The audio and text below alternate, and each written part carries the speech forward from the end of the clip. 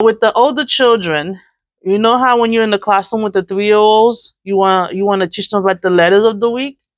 So a best way to do this is to go on this question of the day and pick out a few letters, and then to help you. So what you can do is you can pick out W.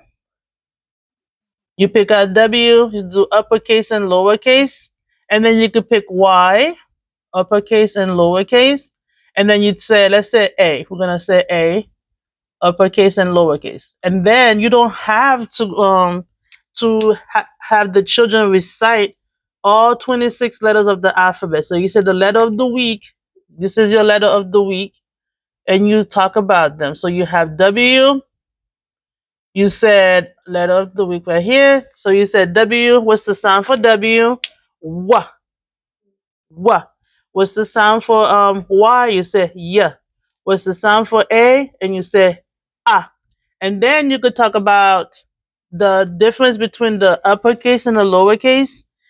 And then you talk about, is this the question of the day? You ask, what do you know about zoo animals? Is this a statement or is this a question? So if you are being the teacher where you're teaching the children between the difference between a statement and a question, they will tell you this is a question. And then the question you're gonna ask them will be, why is this a question? What makes it a question? So they're gonna tell you because it has this, a question mark. So if what would make it a statement? And the child will tell you if it had a period. Now, if you've been talking about this for a while in your classroom, they will know the difference between a statement and a question. So if I said, I'm hungry, is this a question or a statement? Is a statement. Why? How do you know that? There was no question mark at the end. There's no question mark at the end. What do you put at the end if you said, I am hungry? A dot. A dot, which is a period. We'll call this a period. So you can spell it out for them to know this is a period. So you have your period at the end because it says, I am hungry. So you are hungry, so you put a period. What if I said, where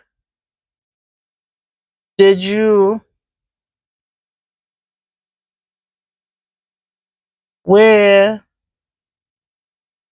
did you go? What would that be? Would it be a question mark? Would it be a period? Why? When you ask a question. I asked the question, so it should be a question mark. So that's how you would teach the children with the difference between a statement and a question.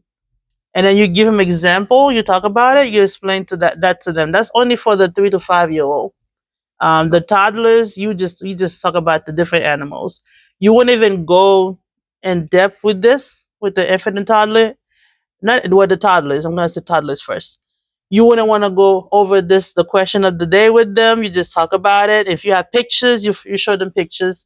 If you have the animals, which I do have them here, I will grab a couple of animals and ask them what is this over here. They'll tell me this is a rhino over here. I will grab this. What is this? And they'll tell me this is a giraffe. Show it to them. I'll show 3 of them, and then I just have pictures. And then I'll ask them, what is this? Like I have different animals to show it to them. So that's for the toddlers. For the infant, you just talk about it, how they walk, or listen to the music because they can't make the connection between the animals. Or and that'll be it for that for the infants.